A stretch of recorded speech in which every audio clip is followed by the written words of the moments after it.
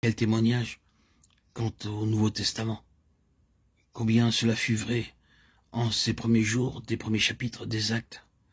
Les intérêts personnels mis de côté, des gens de différentes positions, qualifications, perspectives de vie, constitution et de différents tempéraments étaient tous rassemblés. Cette bande de 12 hommes, le noyau n'était-elle pas une preuve merveilleuse et glorieuse d'une puissante victoire au-dedans d'eux? Quand vous réfléchissez à ce qu'ils étaient naturellement et comment ils avaient été auparavant, comme ils s'étaient plaints l'un de l'autre, avaient discuté, s'étaient disputés l'un avec l'autre, quant à savoir qui serait le premier et ainsi de suite. Et cependant, maintenant, ils se tiennent rassemblés, ensemble. Ils sont comme un seul homme, quelque chose s'est passé. Il y a une victoire dedans pour rendre vraie cette relation du type à côté de lui.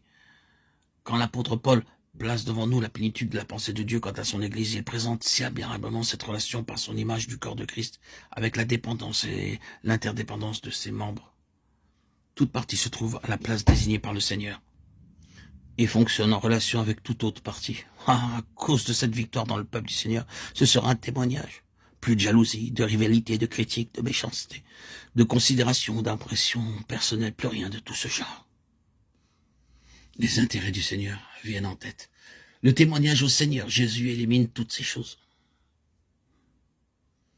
Demandons au Seigneur de nous accorder une mentalité comme celle-ci, de venir sous l'influence pénétrante du Saint-Esprit, cette passion de Dieu pour un tel témoignage. Et prenons très sérieusement à cœur ces aspects pratiques.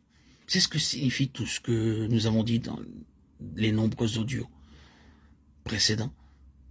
De nouveau, je fais appel à vous pour que vous vous éloigniez des types, des figures, des illustrations et en veniez aux réalités spirituelles et pratiques.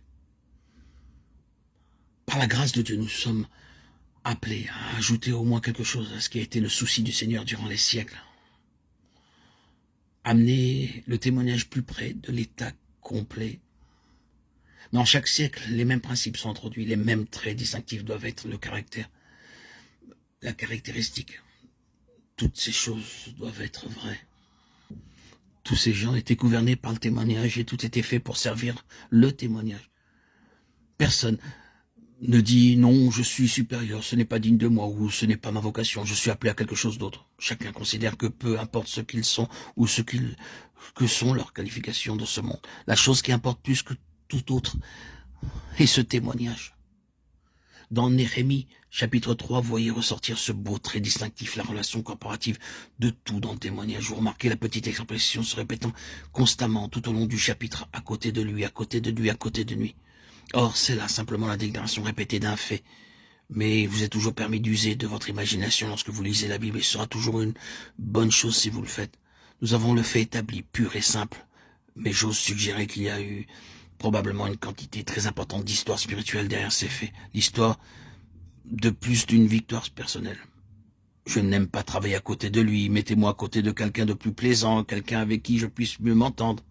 Le fait est simplement spécifié à côté de lui, à côté de lui, à côté de lui. Car nous le savons tous, de façon naturelle.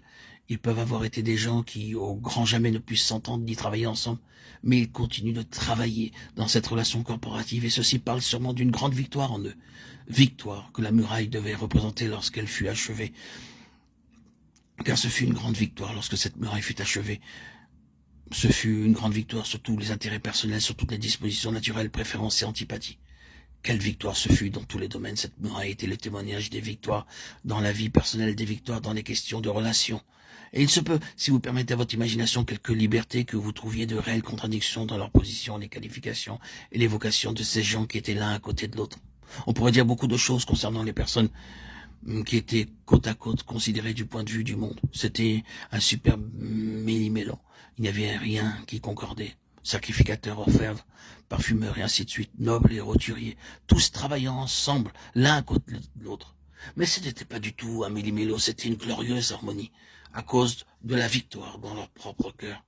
Quel merveilleux, superbe et grand témoignage. Magnifique. Grandiose.